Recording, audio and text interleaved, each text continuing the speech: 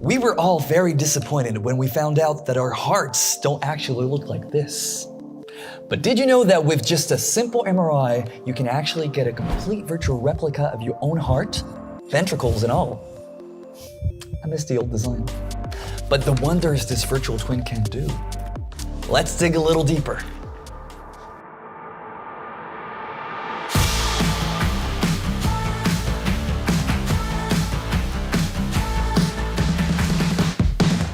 Hey guys, so you're probably wondering why we're here. And this time, I won't keep the suspense up for too long.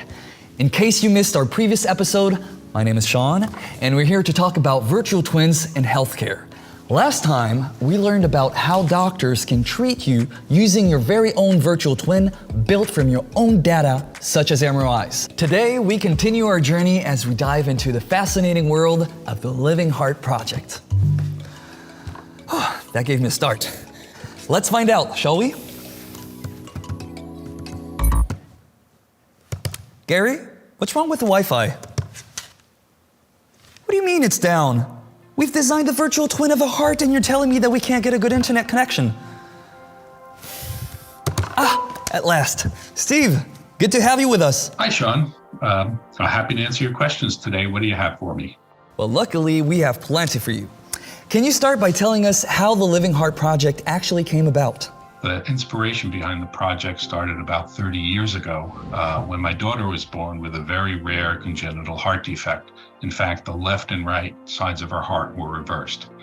And I kind of sat by helplessly watching the doctors experiment on her, more or less guessing what would be the right treatment, hopefully to allow her to live a full life. And one day it hit me that they really don't have a good way of understanding what's happening, what's really going on, or testing their ideas. And it hit me that that's what I do. I actually have spent my career developing software to help scientists and engineers figure out how to make things work before they actually build them. And so I thought, if I can do it for scientists and engineers, why not doctors? So I met with the experts and found out that the heart, of course, is extremely complex, and so people specialize and they understand a small piece. And I wondered, well, if I could get them all to work together, could we actually build a complete functioning human heart? And so the project was born, and within 1 year, we actually not only had a fully functioning beating heart, but we were able to make it commercially available to anyone throughout the world. Well, thank you, Steve. That's quite the story. I can't wait to see where this project goes next. Oh, look at that. Ashley just popped in to give us some news. Hi, Ashley. Hi, Sean. I just wanted to give you an update. There's been so much going on. The Living Heart Project, we've introduced a new model.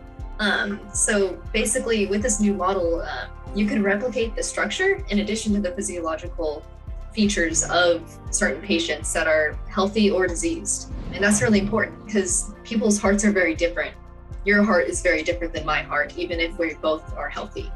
And so with that, it's actually really important because devices can be modeled more realistically, because that context that the device is setting in is more realistic. And so you can get a more realistic response of the device performance.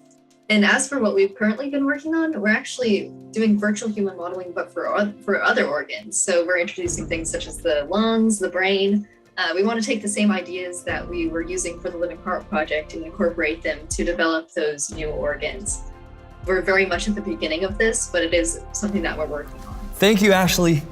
We know you've got to run, but it's been great to hear from you. Yeah, thank you, Sean. It was great talking to you too. Isn't that crazy, guys?